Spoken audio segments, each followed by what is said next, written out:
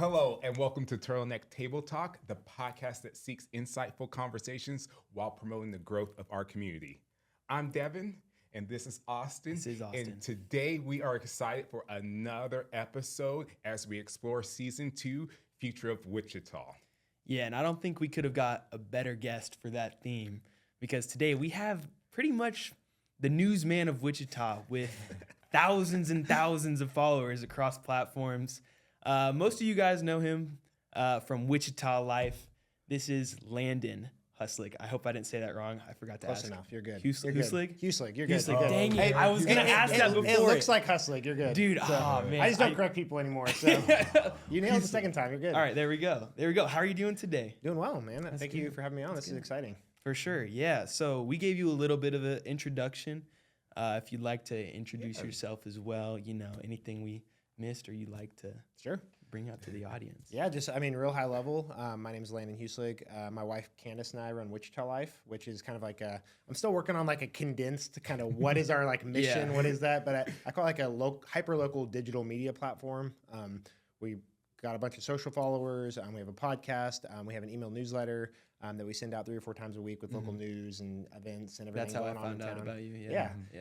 Yeah. It's kind of all encompassing what's going on in Wichita. Try to stay on the positive side of things. We don't talk about politics. We don't talk about crime. I think that kind of stuff gets hit enough. We just try to, pretty much what you guys are doing, highlight the positive aspects of Wichita. So. Yeah, maybe that's why I liked it so much. I didn't even realize. Yeah, exactly. Just taking that out. Exactly. I didn't even think about exactly. Out of sight, out of mind. Exactly. Yeah, that's cool. That's cool. So you went to Wichita State. I did. Graduated. You got an engineering degree, and then you just decided to start up this hyper-local multimedia platform. What was the process for you to get into this Wichita Life journey? Yeah, absolutely. Taking just a little bit further step back, my wife and I are high school sweethearts. So we went to Andover Central. Nice. So we've been in the Wichita area. She's been here her whole life. I've been here most of my life. Both went through the Andover schools. Both went to Wichita State. And then I went to work for Koch Industries right out of school. So I got a mechanical engineering degree. And then as part of that, I signed on as a rotational engineer. And so that's rotating roles in the company and locations. So we moved down to Corpus Christi, Texas in 2016 for about 9 months. And then we were supposed to move to Minnesota, but had the opportunity to come back a little early. And I think one thing I like to say is a lot of people are like, I have to get out of Wichita. I cannot stay here. There's nothing for me here.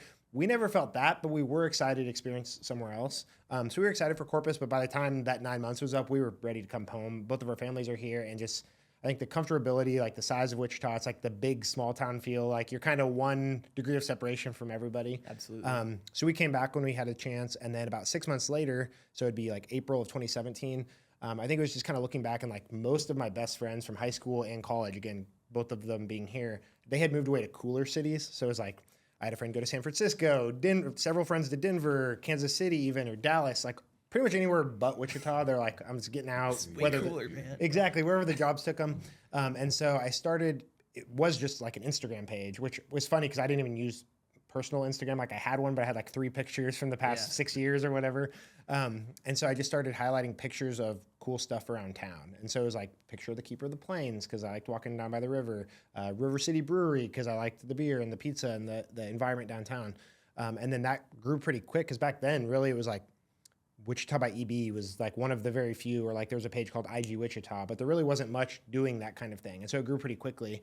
And it got to the point where it was I always joke too because it's I didn't use my personal Instagram, but I didn't tell my wife I started this one because I have so many harebrained ideas. I want it to be be before I go tell anyone about it. Yeah. And so one day I was at my parents' house. We were both at my parents' house, and she's like, "What are you doing?" And I kind of had to spill the beans. Okay, I've been started this Instagram account. We had 3,000 or 5,000 followers already within several months. And so she's like, "Well, that's super cool." And so she was obviously on board, but it was just kind of funny. I was because I've started and quit so many stupid ideas before. I'm I didn't want it to be another one of those. But then that kind of grew.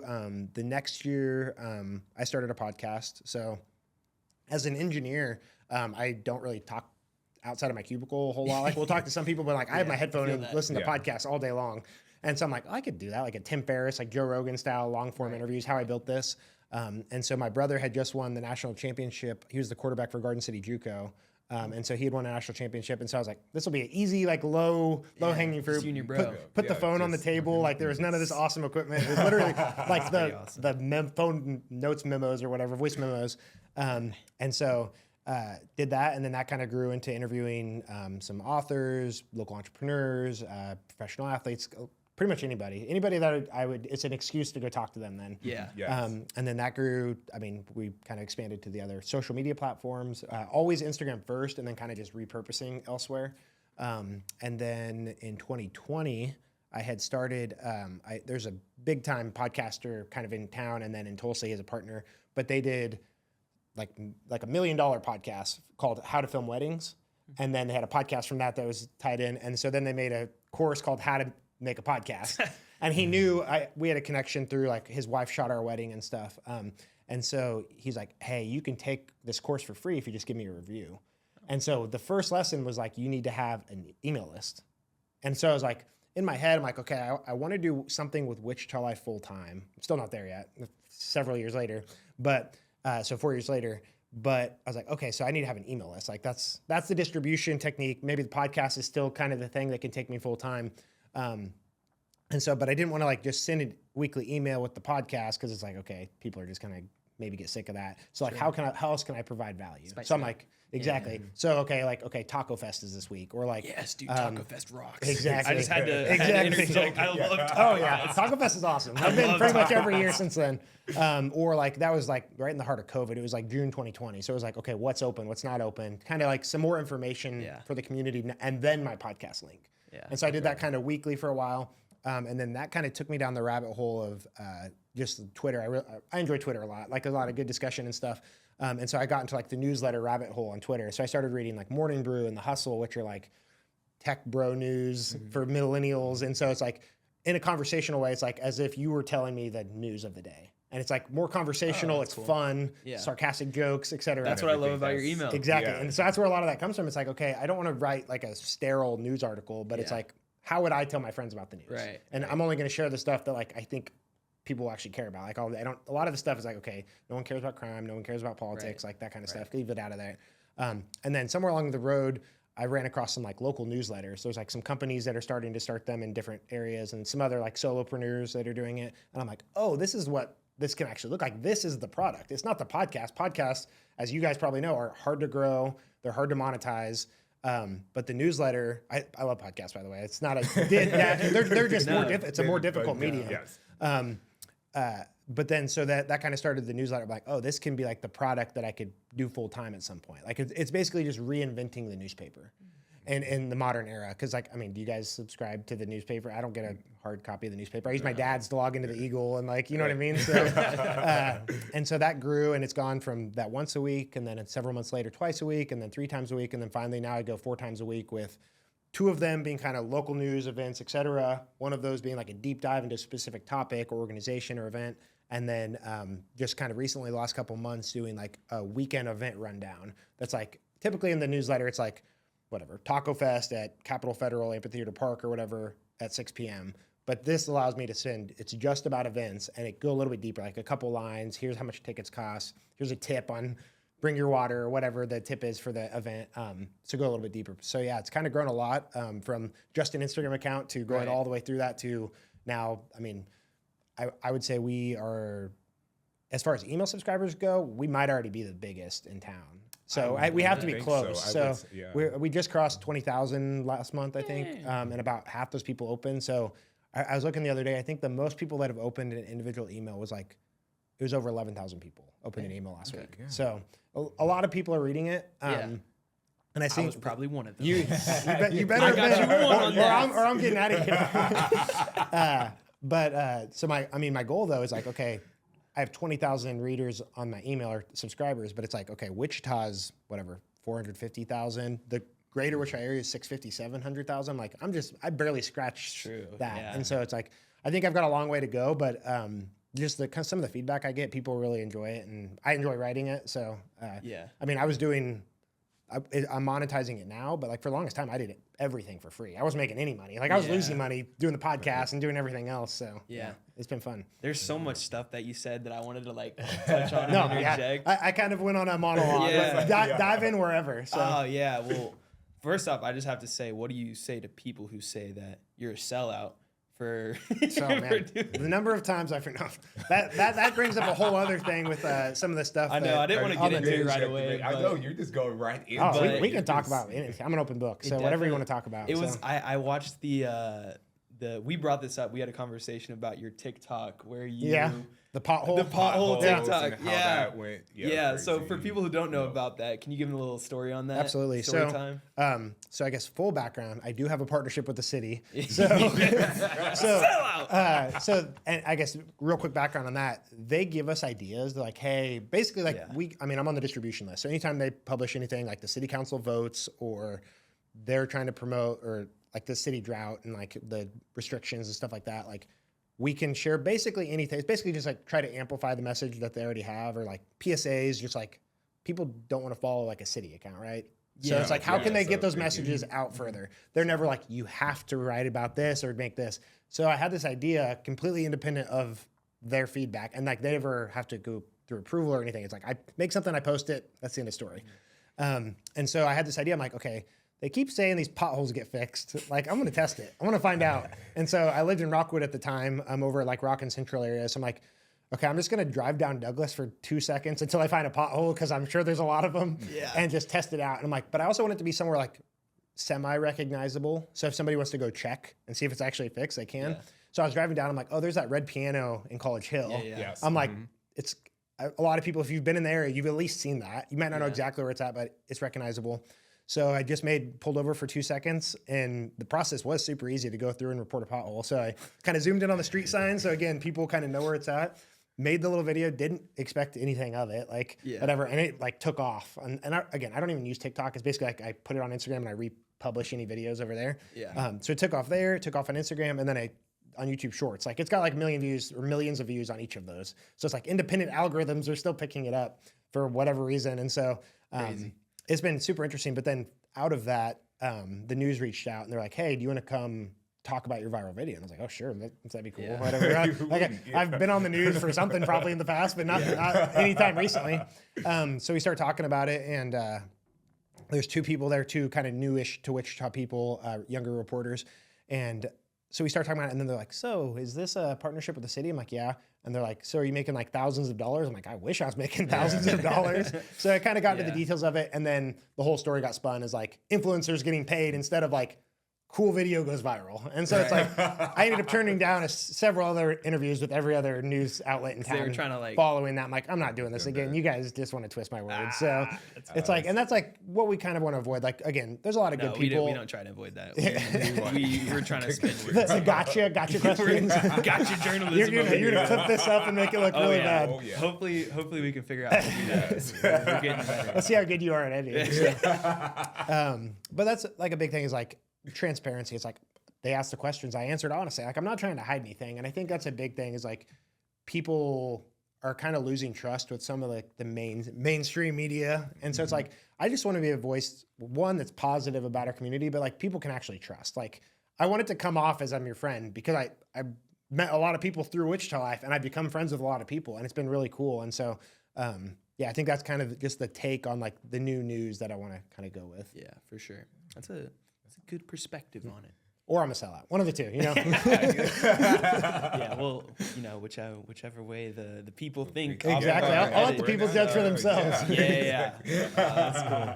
But also, so you started in podcasts, and it was kind of funny to hear you say, like, just trying to get anyone interesting that I thought I wanted to talk to.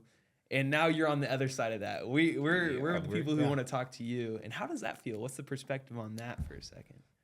I'm just a guy, you know? Just a guy. Just a guy. I mean, I think no one's ever really said it, but maybe people think it, but it's like kind of like the idea of like an overnight success. So it's like, okay, you might see some of the stuff I do or like the numbers, and it's like, okay, cool, that's awesome. Like, good for you. But it's like, okay, it's been 7 years. Like, it's not like it happened overnight. Like, it's been incremental. Like, it was the Instagram for a year before I did anything else. And then it was the podcast. And it's like, I don't have a ton of podcasts, but I'll put 1 or 2 out a month or every other month or whatever. And it's like putting in work. I don't think people realize how long a lot of the stuff takes. Like I'm writing, I mean, it's 10 or 20 hours a week outside of my day job writing emails and stuff. That it's like, I don't do it. I was going to ask about I don't, that. I don't do it for like the notoriety or whatever. It's like, I enjoy it. If I didn't enjoy it, I wouldn't do it. Like you could pay me $1 million. I probably wouldn't do it if I didn't enjoy it. But if anyone wants to pay me $1 million, I'm open. Let's not rule that out. Yeah. Dang. Okay. Well, yeah.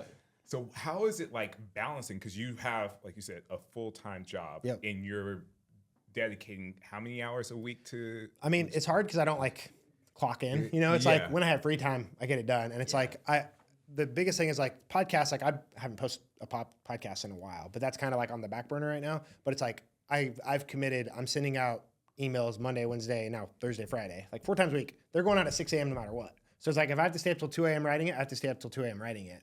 So some of them I can kind of work ahead, like the deep dives and the event stuff, I can kind of work ahead a little bit. But it's like the Monday and Friday emails are local news. It's got to be kind of timely relevant. So it's like I kind of have to write it the couple days before, the night before, and stuff like that. Yeah, I would ballpark guess maybe 10 to 20 hours. I don't even know. So nice. Yeah. Get her done. Yep, get her done. Yeah, it's got to come out, you know? Yeah. Yep. I like how much of that is like people sending stuff to you and you finding it? That has been helpful. People do send a lot. Yeah. A lot of the times it's like nonprofit events or fundraisers, just events. It's been a little bit easier. The last couple of years, I made like an events calendar on our website. Yeah. So people still send me events, but I usually like, hey, can you just put it on our event calendar? There's like a form and everything. Exactly, yeah. So you can like just put it on the calendar. Also, I still approve it now. For a while, I was letting people auto-publish stuff, which I never had. I never had any issues locally, but it was like people would. Or spam bots or whatever would be like buy Adderall or something, you know, like a random like some drug. They just forgot to. So now I filter them out and I approve them just to make sure there's not any of that on there. Yeah. But that makes it super helpful. People send a lot of stuff in, and then throughout the week I'll just kind of gather stuff in like a Word document, and then I'll go through and be like, okay, I actually don't care about this. I'm not gonna write about that, but then I'll kind of do a last search and see if there's anything else that popped up. Okay. So I thought everything made it on because we sent you one and we were like, I don't know if he's gonna put this on or not, but see, I love. So I know how hard it is. Through the filter. There you go. You made it through. Let's go. It wasn't spam. So I know how hard it is to like get stuff in front of people, and so it's like, especially like smaller creators or other creators in town. It's like that's what I want to promote. I want to promote people that are doing cool things in town. Yeah. So that stuff's pretty easy. The stuff that I filter out is like, I don't know, construction of some building. It's like, okay, I'll cover this building or whatever the restaurant's going to be or whatever the business is going to be, but like, we're still like preliminary stages. Like it's not really relevant now. Like, let's just throw that out for now. And then I mentioned like, I don't cover politics. It's like, I'll tell you if like there was something before like the primaries and it was like the location to vote changed or something. It's like that kind of stuff's relevant. Like I want people to be informed and make their own decision, but like, I'm not going to go tell you to vote for this person or that person. It's like, one, I probably need to be better educated myself, but it's like, that's not my point to do anything. I don't really care that much about that kind of stuff. So. Yeah, that's fair. What's that? I had a follow up to that, but I forgot it. So, well, with what you do, you get to, like you were saying, meet a lot of different people and work with a lot of different organizations. What are like some hidden gems of like different events in Wichita that you've been able to attend? And I mean, it's not really a hidden gem, but like all the Festive ICT events. I've got to know Nana, who runs Festive ICT pretty well, and he's constantly coming up with cool stuff. Like last night was the opening night of the NFL season, and so he hosted an event with the city at NAFSCA Park to watch the Chiefs game. Okay. And so it was like cool stuff like that. And it's like, again, it's hard. The first time events are very hard because you don't have footage, you don't have pictures or video to promote it, and it's like getting it in front of people. And like social media, it's like I might have 45, 50,000 followers on Instagram, but like 1% of people are seeing those things, right? So it's like, if you have a lot smaller followers, it's even harder because like then you're in the hundreds of people that are seeing things and hopefully people share it.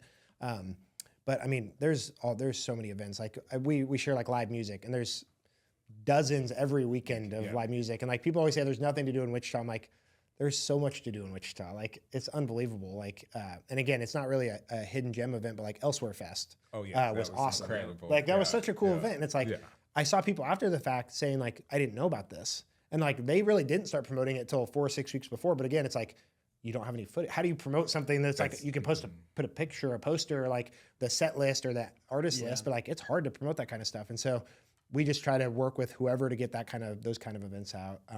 There's a friend of mine runs Shepherd's Way, which is an organization that helps people with like intellectual disabilities learn to live on their own. And like they brought Tim Tebow to town a couple weeks ago, and then had like a celebrity really softball game disappointed the I next couldn't day. make that, yeah. It's like I that was wanted an to see awesome him. event. It's like a lot of people don't know about it, and so that's kind of what we want to be, like a one-stop shop where you can learn about whatever, all the new restaurants, but you can also learn about the new events that are coming to town, or what are the specials at the Wind Surge game, or whatever that looks like. Yeah, I want to get Tim Tebow on here. That's a dream guest. There you go. But He was super nice, as nice as Oh, you man. would You got think, to meet so. him? Yeah, he's super cool. Didn't talk to him very much, but he's very cool. Right, yeah. right. That was like a whole like Wichita celebrity thing. I saw that. Yeah. Because You I felt- read the email, There you I go. saw what was happening. Like that's a good example of like I did a deep dive on Shepherd's Way. Okay. Because one, it's a super cool organization. But then I was also able to like plug the event and hopefully help them sell a few tickets. So, Yeah. yeah. No, and then you had like I think Lily was there, Mayor Lily, Yep, and then SB Mowing. SB Mowing was there, like Spencer a was there. Celebrity all-star. Yeah, and then there's a gathering of lot of like Wichita. old 5, 10, 20 year alumni from Wichita State, a lot of baseball players. Oh, so very like there's like actual baseball players there. I'm like, I played in high school. That's good enough, right? Yeah, So- yeah. but it was fun. Same, It was me and fun. you. Yeah. That's cool. Yeah, no, for sure. Dang it, I forgot what I was gonna say again. Oh no. So also like with the email, I'm going back to that because that's He's where- there. Yeah. I love not just the events that we get to learn about, but like your kind of takes and like different ideas that you have and you put them out there, Oh, yeah. especially the Riverwalk Yeah. one. Recently, that was a fun little read where you were like bringing up other cities, Yeah. really cool, innovative Riverwalk ideas. OKC just kind of made one. Yeah. You're talking about San Antonio's Yeah. and ways we could implement in there. So Yeah. I just wanted to give you a compliment and kind thank of hear you. your process on. Thank you. Yeah. That's just something Bring that I'm up. pretty passionate about. Like, just, I think they've termed it like activating the river. Yeah. And I think it's just like, we don't have mountains, we don't have oceans, we don't have a lot of like natural resources right here in town, but we have a cool river. Like it could be really cool. Like, man, I want to swim in it. But that might have been my first deep dive like 2 years ago when I started doing them. Was like, how actually dirty is the river? So I probably really? I probably need to redo that one because it's been a while. But but it's just like, why aren't we acting? Like, what is the reason? Let's look to, okay, what are other cities doing, and then why aren't we doing that? Like, Right. I always think of what's the sporting goods place right there? Not Cabela's. Oh, Bass Gar- Pro? Bass- No, right on in Wichita. Bass. Gander Mountain. There we go. Yes, Gander Mountain. yes. Oh. So it was Gander Mountain, right? And then it went out of business, and now I think King of Freight is using it as office space. Oh, okay. But I'm like, that is like such prime real estate. Like, why are we wasting it on like an office? But can we help? Well, I don't know if we help them or what that process is. Like, Yeah. relocate that, tear the building down. You could fit like 5 restaurants right there. Right. You know what I mean? Or like the boathouse. That was another one I did. Was like the boathouse. Like, what was the boathouse originally? It was actually a boathouse. Like, people actually went there. You Believe could it or rent not. boats, like hang out. They had a restaurant. It's like, okay, how do we do that? But it's like, okay, it's how far off the river? Like a couple hundred feet or whatever. So then Yeah. I was like doing Google Earth measurements. I'm like, okay, that was you can build hilarious. this deck out. Like, okay, what does that look like? And so, and then I have ideas, like, okay, what does like the minimum viable product look like of having a restaurant on the river? Okay, can we set up tables and sell tickets and like literally have food served as if it was a restaurant along the river, like, or on Close Douglas and do that or something? It's like, how can we show people what our river is capable of? And so it's like doing stuff like that. And yeah, I've got so many stupid ideas. One of the other ideas that some people got mad about for multitude of reasons, but I think the keeper of the plane's like 74 feet tall or whatever. What if it was 1,000 foot tall? You know what I mean? It just like Why would you towered even into say the that? sky. And so that wasn't the person that got mad about it. It's because I used AI to make it a mock-up of the image. Oh, really? Well, and then I was like, okay, the keeper of the plains doesn't do it justice, right? Like if it's 1,000 foot tall. So I called it the emperor of the plains. Emperor of the And people are like, there are no emperors in Native American culture. I'm like, okay, obviously, but like emperor of the plains, it just makes it feel more grandiose than love the the internet. chief of the plains or something. So there's people mad at the AI part of it, and there's people mad at this part of it. And I was just enjoying it because that's just engagement, baby. Let's keep it going. It's like, no, I bet there was. Let's keep it rolling. That's funny. Oh my gosh. I had an idea for the river too. Let's hear it. But I don't know how viable it is because if we had like, we're thinking around the river, right? We're using prepositions like beside Yeah. or next to. Yeah. What about under? What if we had a restaurant underneath looking up into the brown water. Let's get to the root of the water color first. If we had like, that's innovative though. I haven't seen know, nobody said that one. I like it. Yeah, You need to keep feeding me some ideas. hey, I got you, man. There's a whole, Another one I saw was like in Kansas City. I don't know Kansas City like geographically very well, but there's like an old like rail bridge or something. I don't know if you saw that one. I think I plugged it in the newsletter. Yep. But like they're turning this bridge into like an over river restaurant. it looked super. So I'm like, okay, again, could we do something like that? Like I've seen like mock-ups of like from where Century 2 is over to like the baseball stadium, and it's like a grass bridge or something. They have like pedestrian bridge. What about a restaurant over the bridge? You know what I mean? Like it's not like how many boats use the river. You know, like there's like the I can't remember ICT river rides, but like they go the other way on the river. Like we don't really need access across, or make it high enough that you can go underneath it. Like we need to be a little more innovative. Like there's some money in Wichita. Let's make it happen. Yeah, they could. Oh, sorry. Oh, you go. I was gonna suggest like because basically anything for suggestion is like, where can we put a restaurant? You know? Yeah, exactly. Yeah, you should have a competition or just like a inbox of what's the craziest restaurant suggestion you got for Wichita? That is or just yeah, restaurants. no, that's a great idea. Yeah. I mean, we'll probably get a lot People love of 'em. Cheesecake Factory and stuff like that. That's like the Cheesecake number one. Factory If underwater, I put a poll on right top of now, water. somebody would say Cheesecake Factory. If I asked what restaurant you want, so Yeah. But- Maybe just like where, like, can we, like, because I like it's not a restaurant, but it's just having the farm on top of that building. Yeah, you yeah. know? Yep. I forgot what it's called, but it's cool. So, like, Fidelity up there. Yeah. I get what you're talking about. urban farm. Like, Yeah. But that's another thing is like we need more rooftops. Yeah. Oh, yeah. Rooftop restaurants, rooftop hangouts, whatever. Like we host a We need more annual. gargoyles. Where are all the gargoyles? That would spice it up a little bit. you Yeah. know? We're missing gargoyles in today's architecture. I need some Photoshop. I'll use some AI and put them up there. No, we need them for real. But we host an annual party every year, and we try to do it like somewhere new-ish to the city to kind of highlight the space, but also like just a chance for us to hang out with people that follow us or whatever else. Oh, Wichita Life. Yeah, we talked Wichita about Life that, specifically has a party, and so like the first year it was at what is it called? It just went out of business. Right by the mall, Doma. It was at Doma in their like event space, and so that was a super cool one.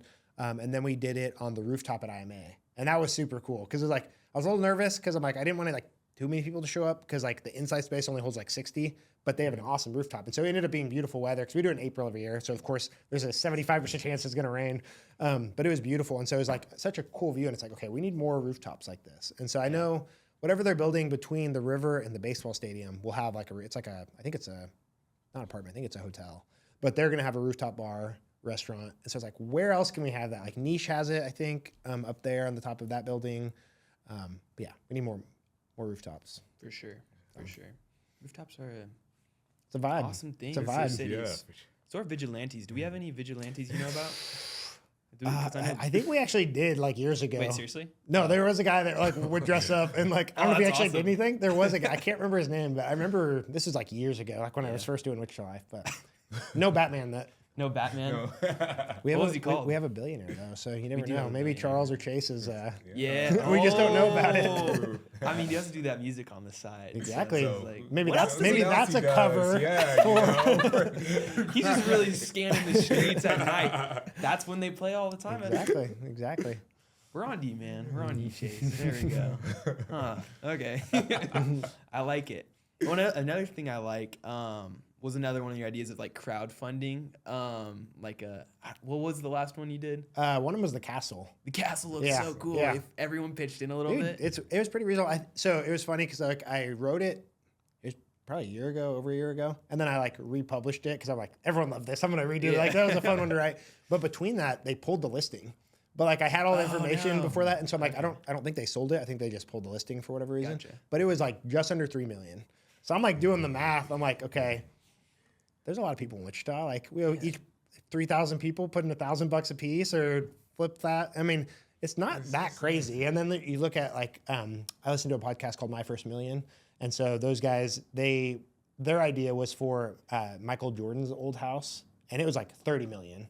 Okay. But like he's been trying to sell it for 15 years, and nobody wants to buy it because they have just like so personalized. Jordan logos everywhere, and like which for some people that'd be super cool. But they were like, okay, how could you like do this? You could like Airbnb it out for like bachelor parties or something, or like make it a museum, or like it was like back when the crypto tokenized phase was big, but it's like tokenize it. And so it's like everyone has like a timeshare then, and they can use it 1 weekend a year or something. I'm like, what? Everyone would want to own a castle or like a Soho house, like New York style, like millennial, like country club basically idea. Like everyone has a membership, but you can come hang out and do that kind of stuff. So Yeah, I didn't know I wanted it, but now you do, right? Now I know. Everyone wants a castle. Why not? yeah. That was wild though. I probably had 40 people say like, where do I send my money? And I'm like, this was a joke. My wife's like, you need to like make it more obvious it was a joke. But I mean, but I'm like, if people are serious, fill out this form. Here's my bank information. Here's my here's my banking number. So. Dang, that would be so. Yeah, that cool, was a fun one. But like, so a lot of it's like, highlighting like events or fundraisers. But then I'm like, get a wild hair and go deep on something like that. It's kind of fun to write about. That's what I love. So. Yeah, for sure. No, is there any you got coming up in the chamber? I mean, there's always some coming up, but yeah, you'll see. Subscribe to the email. WichitaLifeICT.com. Go subscribe. So yeah. Hey, we're gonna get that at the end too. So for sure. No, no, I forgot. Never mind. I'm bad at this podcasting thing when I just forget my questions sometimes. I do that very often. That's the power of editing, or I just leave it in. Yeah, we always just leave it in. It's more real. It's more real that way. It's how life is. So definitely. No, but one thing I know we respect for you is because we're kind of at that starting stage where you were 7-8 years ago, and what's been your favorite part about the growth process? Not necessarily like getting to do it every day, but like looking for opportunities to grow and just finding your avenue per se. For sure. I mean, as like a consumer, I'm constantly looking for like new ideas of like how to package things. So like we have all the events in our email, so it's like 80% of the work's done, finding all the events and compiling them, but it's like how to repackage that. So it's like, okay, I repackaged the events into like a whole email by itself. Instead of just the event section, it's now like a whole email. And then we've done it in the past, and I've just kind of gotten lazy, to be honest, but like on social media, it's like I've done like the top 10 events of the weekend, and like as like a carousel on Instagram, and that's been good. Or like reels of like a ton of events or single events, and like constantly trying to figure out what is the best way to do that. And like I follow accounts from like Boise, Idaho, and Omaha, and Annapolis, and like see how they do things. And like I'm like, okay, their video goes viral every time. Like, how are they doing it? Like, what's the cadence? Like, are they talking over it? Are they not talking over it? Is there music? Is there not music? Is it videos? Is it still photos? So I'm constantly trying to like tweak it and see what that looks like. I mean, I was just listening to a podcast about like another local newsletter, and there's not that many of them, but like it's kind of interesting to hear how they think about things. And it's like where to place the ads based on like where people read the most. So it's like, I know people are reading the events, so like placing an ad right by the events or like in the middle of the events, or like constantly trying to tweak things and see how to kind of repackage or repurpose things like that. Definitely. Yeah. We need to take some advice from that. How many, so you said season 2, how many podcasts like total have you guys done? This would be like our 17th, 18th one. That's amazing. So, yeah. I was just gonna say, I can't remember the statistic I heard. I think it's like 20 podcasts or something. It's like you're in the top like 1% of podcasters. So you guys are almost there. It's like let's go. 4. I think people quit after like 4. It's crazy. Like there's so many like dead podcasts that just out there, but it's a grind. Messing up all it's the awesome. statistics. Exactly. Yeah. Exactly. No, but it is fun. I think we wouldn't be doing this still if it wasn't enjoyable. Yeah, for sure. It's like I've been listening to Tim Ferriss forever. I don't know if you guys ever listened to Tim, but he's like kind of like he's like an author, blogger, lifestyle guy. Like 4-Hour Work Week was his big book back in the day, and so like entrepreneur, but he's like invested in like Uber and stuff. So he's like super duper rich. Yeah. So he just podcasts full time basically and like writes books occasionally.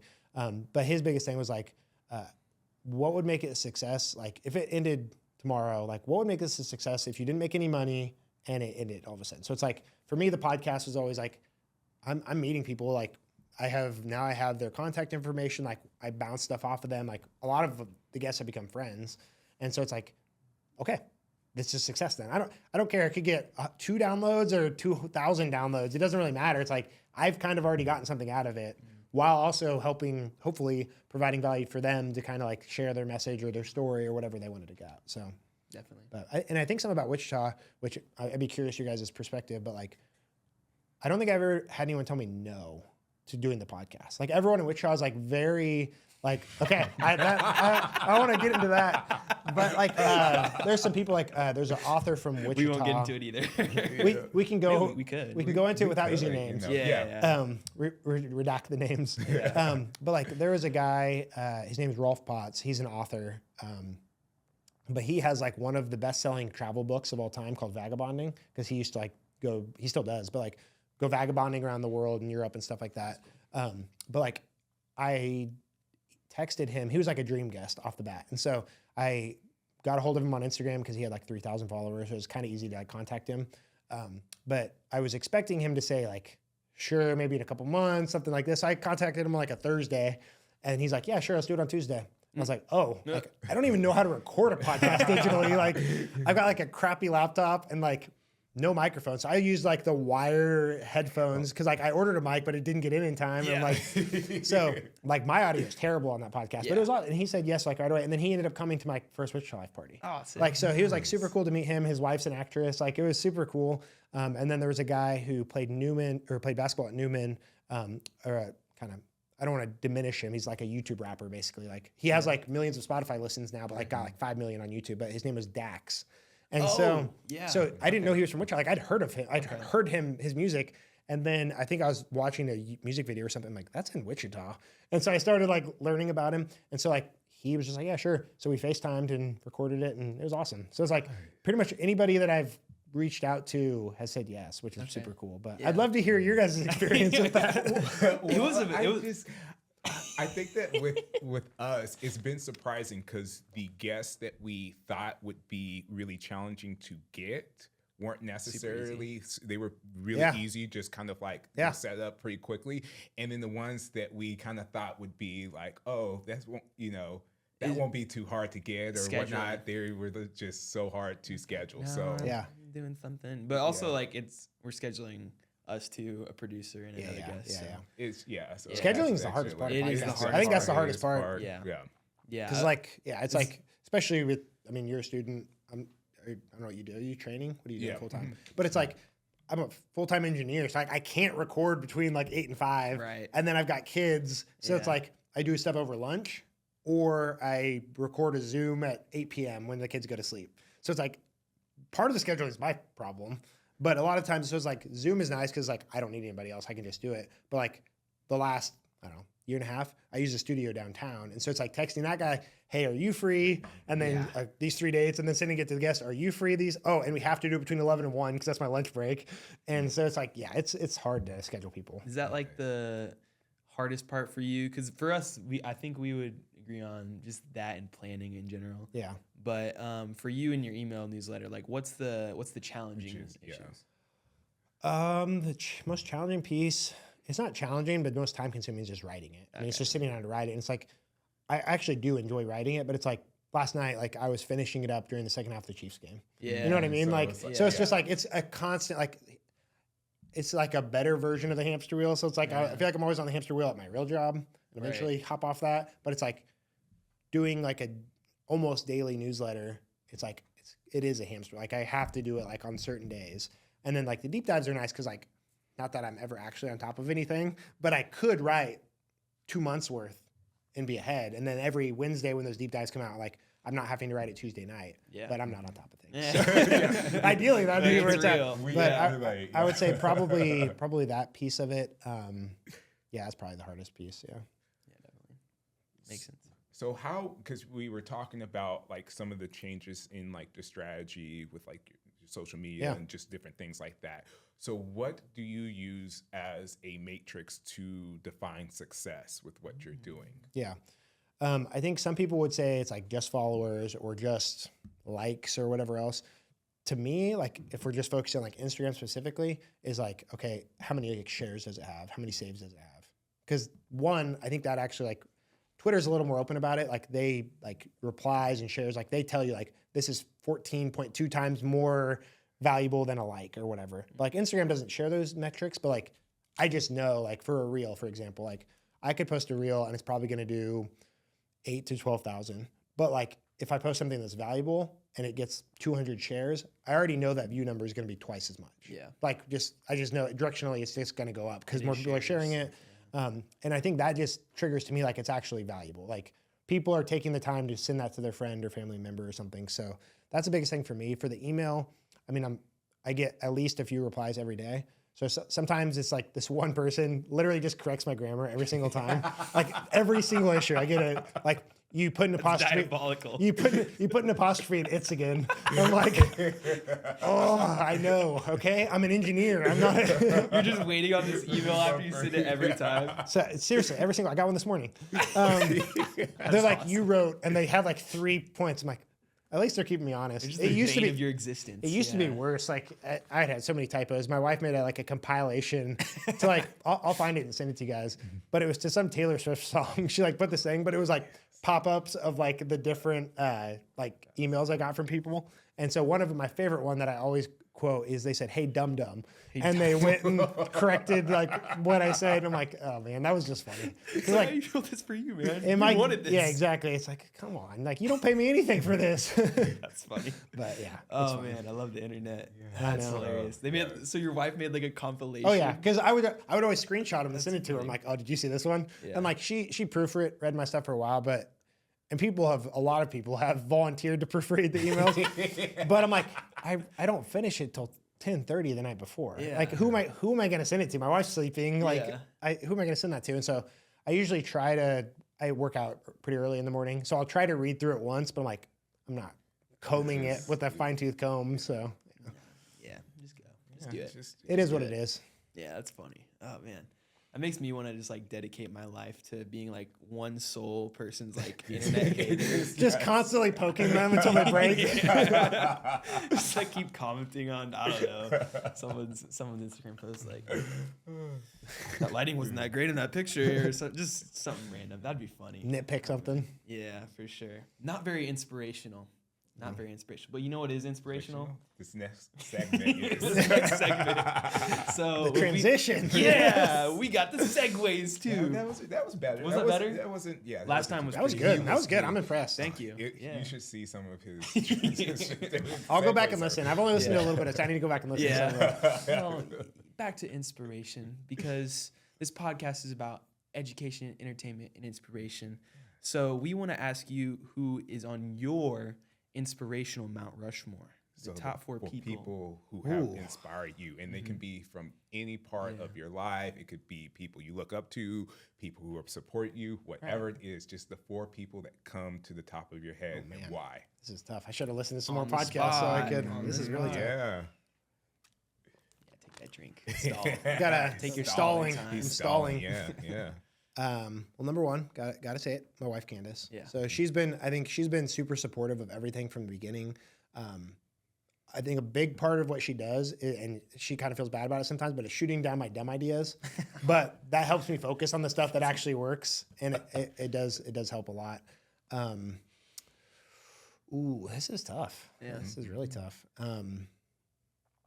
From podcasts, I mean, it's pretty easy, but I'll say like Tim Ferriss is probably the biggest one. Him or Joe Rogan, just because like they've built such a following doing long form interviews like this. I think that's definitely one. I mentioned the My First Million podcast. Sam Parr, he sold his company, The Hustle, so it was like a daily email newsletter. I think between that and like the Morning Brew style, like that has definitely really inspired and like kind of molded the vision of that. And just like that podcast, if you've never listened, I'd encourage you to check it out. But it's just him and his friend Sean, who also sold his company for tens of millions of dollars. But they're just like riffing on business ideas. But it's kind of fun to hear how they approach. They both did like email newsletters, so like kind of nerdy niche of the newsletters. But I'd probably put Sam on there. Last one.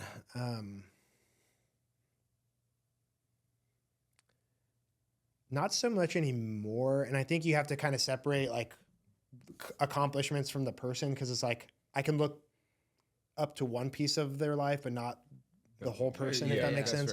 But like coming out of college as a mechanical engineer, like Elon Musk was like very inspirational, just because he's done so much stuff in so many different avenues. So I think it's like just swinging big. Like what does that big dream look like?